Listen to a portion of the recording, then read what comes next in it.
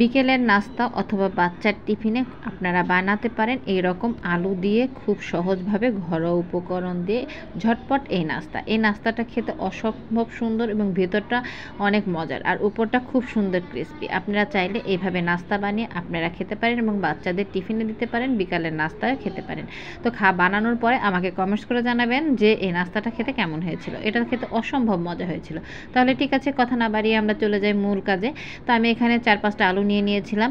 নেওয়ার পরে এগুলাকে আমি সিদ্ধ করে নিয়েছি। সিদ্ধ করে নেওয়ার পরে এগুলা সুন্দর করে চটকে এরকম ভর্তা করে নিচ্ছি।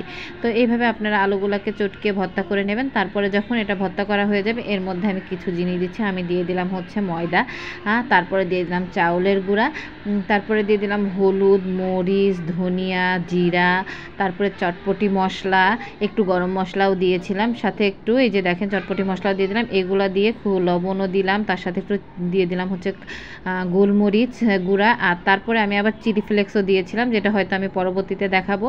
এখন সুন্দর করে এই সব উপকরণ আলুর সাথে মিক্স করে নিতে হবে, খুব সুন্দর করে কিন্তু এটা মিক্স করে নিতে হবে। আর এই লবণটা আপনারা আপনাদের স্বাদ মতো দেবেন, দিয়ে তারপরে আপনি এটাকে মিক্স করে নেবেন। তো যাই হোক, দেখলাম যে মাখানোর পরে আমার হলুদ একটু কম কম মনে হচ্ছে, তো হলুদের সাথে আমি একটু চিলি ফ্লেক্সও দিয়ে দিলাম। তো এর মধ্যে কিন্তু আরও কিছু উপকরণ যাবে। তো এইভাবে আপনারা এই মাখানোটা যত সুন্দর হবে আপনার এই নাস্তাটা খেতে তত সুন্দর হবে। এরপর আমি একটু ভাবলাম যে পেঁয়াজের বেরেস্তাও দিয়ে দিই। পেঁয়াজের বেরেস্তা দিলে হয়তো বা এটা খেতে আরও একটু মজা লাগবে। যারা পেঁয়াজের বেরেস্তা পছন্দ না করেন বা আস্ত পেঁয়াজ পছন্দ করেন, কাঁচা পেঁয়াজ, তারা কাঁচা পেঁয়াজ বা কাঁচা মরিচ, ধনেপাতা এগুলো অ্যাড করতে পারেন। তো যাই হোক, আমার মাখানো হয়ে গেছে। এখন হচ্ছে আমি মূল কাজে চলে যাই। এগুলো হচ্ছে হাতে একটু তেল মেখে নিলাম। তেল মেখে নিয়ে আমি আমার পছন্দ মতো একটা শেপ দিচ্ছি। আপনারা যে যেরকম শেপ পছন্দ করবেন ঠিক সেই শেপ দিয়ে এই নাস্তাটা বানিয়ে নেবেন। আমি এরকম প্রথমে লম্বা লম্বা করে কয়েকটা শেপ দিলাম। আমি কিভাবে বানিয়েছি প্রথমে দেখালাম। তো দেখেন এইভাবে আপনারা এরকম গোল গোল করে 2 হাত দিয়ে এভাবে সুন্দর করে বানাতে পারেন। আসলে নাস্তা আইটেম তো যে যেভাবে শেপ দিয়ে বানাতে পারেন। আর আসলে এগুলো যত সুন্দর শেপ দিবেন, দেখতে যত বেশি সুন্দর হবে, খেতে তত বেশি লোভনীয় হবে এবং বাচ্চারা মজা করে খাবে। যাক, প্যানে আমি তেল দিয়ে দিয়েছি, তেলটা গরম হয়ে গেছে। মোটামুটি ডুবো তেলে ভাজতে হবে। এটা কিন্তু খুবই অল্প আছে, আপনি মিডিয়াম আঁচে হচ্ছে এটা ভাজতে হবে। বেশি জোরে জাল দিলে এটা হবে কি ভিতর উপরেটা হচ্ছে আপনার কালার চলে আসবে ব্রাউন, কিন্তু ভিতরটা খুব সুন্দর সেদ্ধ হবে না।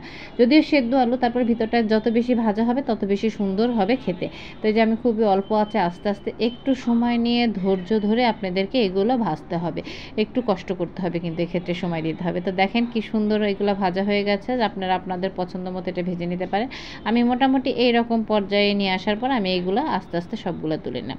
প্রথমবারে আমার সবগুলো তুলে এই যে দেখে রেখে দিয়েছি। আমি কিন্তু অন্যগুলো যে বাকিগুলো ছিল সেগুলো আমি প্যানের মধ্যে দিয়ে দিয়েছি। তো এগুলো ঠান্ডা হলে আপনার সস দিয়ে খেতে যত মজা লাগবে, ঠান্ডা বেশি করা যাবে না, মোটামুটি গরম গরমে এটা খেতে হবে এবং খেতে খুবই বেশি মজা এবং লোভনীয় হয়। দেখেন এখন খেয়ে দেখাচ্ছি আমি আপনাদের। দেখেন কত সুন্দর মজা হয়েছে। আমার বাচ্চারা তো খেয়ে খুবই পছন্দ করেছে এবং বলেছে খুব মজা হয়েছে। তো আজ আর কথা না বাড়াই, আমার এই ভিডিওটা বা আমার নাস্তা রেসিপিগুলো যদি আপনাদের ভালো লাগে অবশ্যই আমার চ্যানেলটাকে একটা লাইক দিবেন, কমেন্টস করবেন এবং আমার পাশে থাকবেন।